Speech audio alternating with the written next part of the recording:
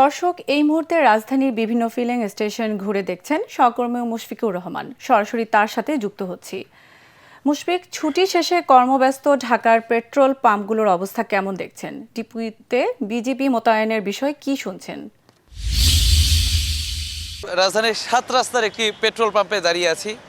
এখানে গতকাল রাত ৯টা থেকে কিন্তু আসলে অকটেন দেওয়ার যে কর্মসূচি সেটা কিন্তু বন্ধ ছিল, কারণ অকটেন ছিল না।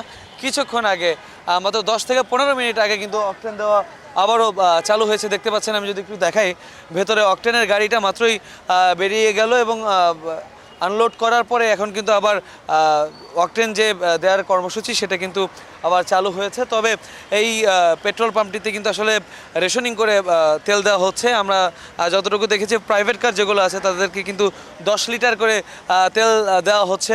এবং আপনি দেখতে পাচ্ছেন এখানে প্রচুর পরিমাণে কিন্তু মোটরসাইকেলের যে লাইন, সেই লাইন কিন্তু রয়েছে। সে লাইন রয়েছে মোটরসাইকেলের প্রচুর পরিমাণে, এবং দীর্ঘ লাইনে রোদের মধ্যে দাঁড়িয়ে এখানে কিন্তু অপেক্ষা করছেন যারা মোটরসাইকেল চালক আছেন তারা।